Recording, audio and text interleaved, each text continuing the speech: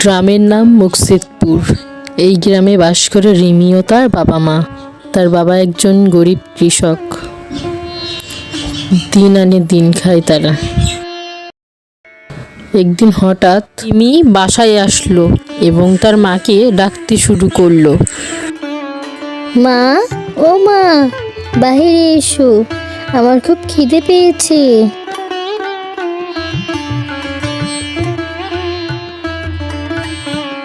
না রে মা, ঘরে কোনো খাবার নেই, আজ তোর বাবা কিচ্ছু আনেনি।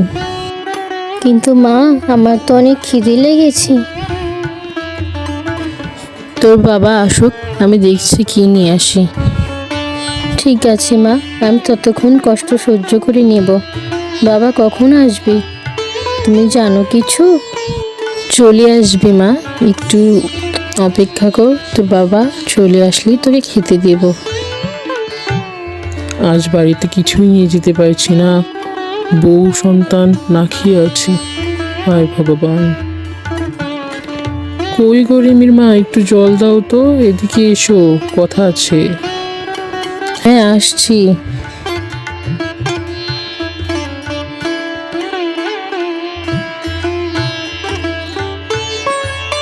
বলো, কি হয়েছে? আজ কিছু এনেছো?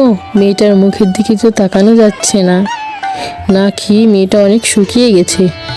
আরে আজ তো সারাদিনই বাহিরে ছিলাম, কিচ্ছু পাইনি, বিশ্বাস করো। অনেক ঘুরেছি, কোনো কাজের সন্ধান নেই। ভাবছি কি করে খাবো, মেয়েটাকে কিভাবে মানুষ করব। তুমি চিন্তা করো না, ঠিক একটা কাজের ব্যবস্থা হয়ে যাবে।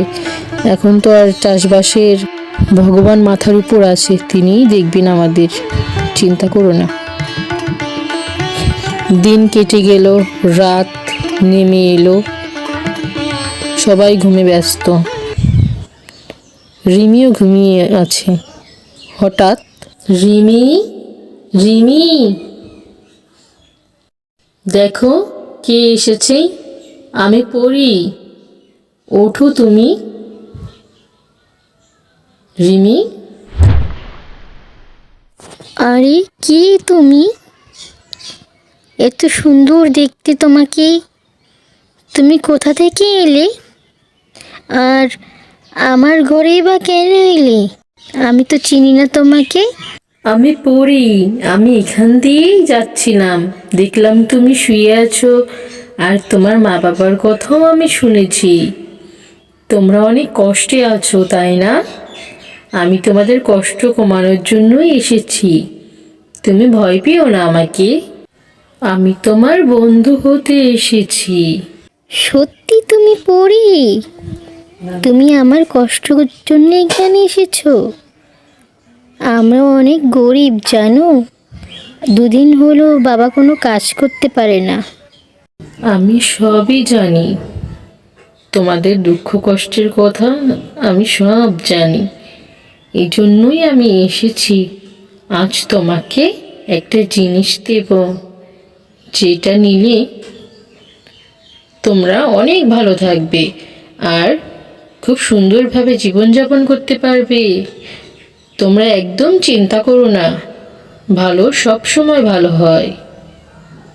এই নাও, এইটা তোমাদের জন্য।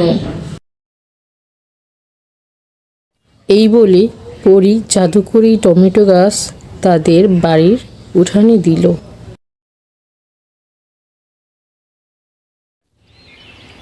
রাত গড়িয়ে ভোরের আলো ফুটল। কি আশ্চর্য, এইখানে এত সুন্দর একটি টমেটো গাছ কোথা থেকে এলো?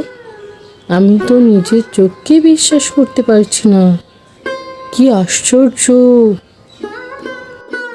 সেই মুহূর্তে রিমি এখানে এলো এবং সেও আশ্চর্যকর টমেটো গাছটি দেখল।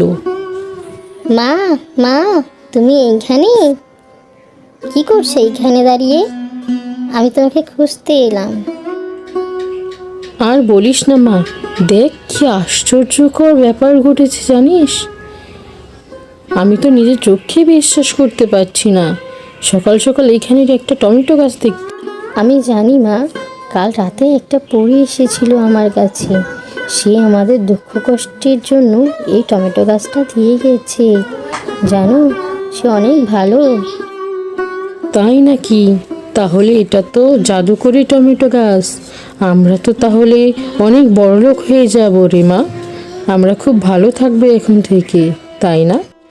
আস্তে আস্তে ওই টমেটো গাছে টমেটো বিক্রি করে কৃষকের বউ এবং রিমি অনেক ভালো থাকতে শুরু করলো।